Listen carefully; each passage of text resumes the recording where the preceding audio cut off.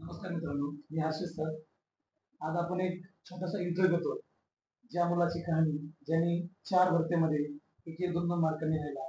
पण जी आता 2023 मध्ये जी काय बदल झाली 18,000 पदाची, त्याच्यामध्ये रत्नागिरी जिल्ह्यामध्ये 7वा नंबर येऊन आपलं स्वतःचं नाव रोशन करून आपल्या आई-बाबाचं नाव रोशन केलं. असं आज आपल्या टायगर अकॅडमीचे विद्यार्थी स्वप्नील सेंटर.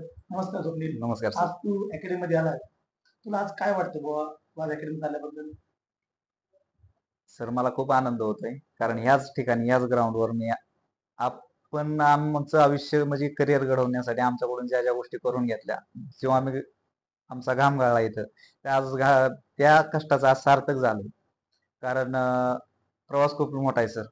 2016, 17, 18, 19 आणि 2021च्या भरतीला आमचं करिअर म्हणजे आमचं खऱ्या अर्थाने आयुष्य आमचं सफल झालं असं म्हणावं लागेल. तर आपण जो काही अकॅडमी जो 3-3.5 महिन्याचा जो कालावधी होता, त्या कालावधीमध्ये आपल्याला काय सांगता येईल का आपण मग काय काय केलं कालावधीमध्ये? छोट्यामध्ये सांग. सर आपली भेट झाली होती 2019च्या नंतर मी ज्यावेळेस वेटिंगला राहिलो होतो हा. त्यावेळी आपण नगरमध्ये भेटलो होतो सर.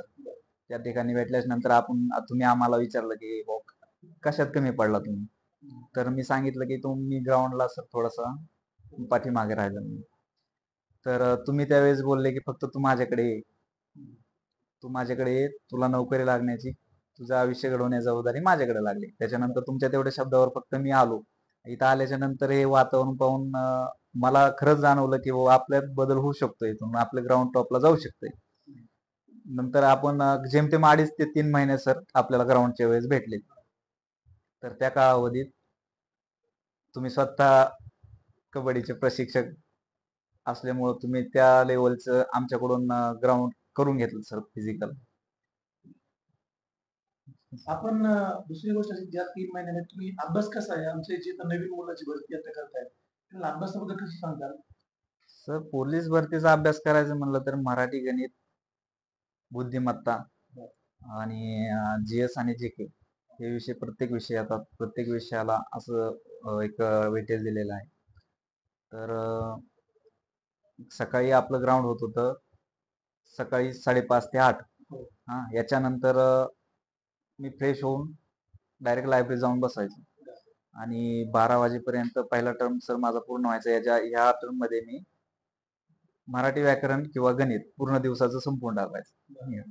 त्याच्यानंतर दुपारून सर जेवण झाल्याच्या नंतर थोडे आराम करून परत लायब्ररीत बसायचो आणि त्याच्यानंतर एक जीएस चा विषय घेऊन तो 5 वाजेपर्यंत पूर्ण करायचा. आता याच्यानंतर संध्याकाळी सर आपण प्रश्नपत्रिका घेत होतो.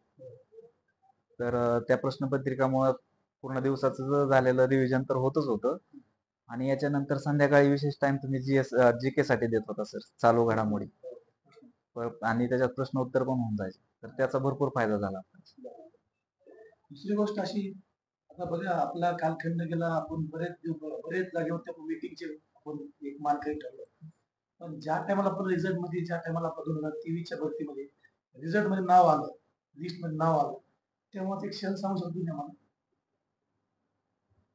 सर तो क्षण आयुष्यात न विसरण्यासारखा आहे. कारण त्या क्षणानं आयुष्य पूर्ण बदलून टाकलंय. मिळणारा मान सन्मान, आपल्याकडे बघण्याचे दृष्टिकोन, समाजासाठी आपण काहीतरी करणार आहेत ही भावना.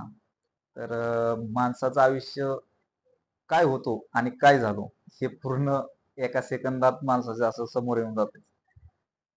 खूप चांगल्या गोष्टी त्या आणि ह्या क्षणासाठी प्रत्येकाने झगडावं असं मी सगळ्यांना सांगतो. म्हणजे तुम्ही नवीन जे मुलं आता भरती करतात त्या सर्वांसाठी एक एक वाक्य घोषित ठेवणं गरजेचं आहे. हो सर. दुसरा एक आपल्यासाठी असा प्रश्न आहे, बघा तुम्ही ज्या टायमाला भरती झाले, त्या टायमाला तुम्ही फर्स्ट टाइम कोणाला सांगितलं की बाबा मी भरती झालो? हा सगळ्यात मेन आपला मनामधला आनंद व्यक्त करणं हा कुणाशी आनंद व्यक्त करतो? ऑफकोर्स सर, हा आनंद सगळ्यात अगोदर आपण कोणाशी व्यक्त करू शकतो ते आपले आई वडील. आणि ज्या क्षणी मी रिझल्ट मध्ये माझं नाव बघितलं त्या क्षणी आई माझी शेजारी होती. तर तिला सांगितल्याच्या नंतर तिच्या डोळ्यातून जे आनंद अश्रू आले, बस तिथं जीवन सार्थक झालं. म्हणजे आपण नवीन युवा युवा पिढीला सांगणं गरजेचं आहे. ज्या टायमाला आपण तयारी करत असतात, ज्या दिवशी आपलं नाव रोशन होईल त्या टायमाला आपले आई बाप, जेव्हा आपण सांगू की भरती झालोय, तेव्हा आपला आई आणि वडील हे दोघं पण यांच्या डोळ्यातून पहिल्या क्षणात स्वप्नील सांगितलं त्या क्षणामध्ये पाणी आलं. ते पाणी दुःखाचं पाणी नसून ते सुखाचं पाणी आहे. स्वप्नील, ज्या टायमाला तू ट्रेनिंगला गेला, ट्रेनिंग मध्ये तुझा जो काही 8-9 महिन्यात तो कालखंड झाला, त्या कालखंडामध्ये आमच्या नवीन तुम्हाला काय सांगू शकतो बघ, तो क्षण कसा होऊन गेला, काही आमची छोट्यात सांगू शकतो?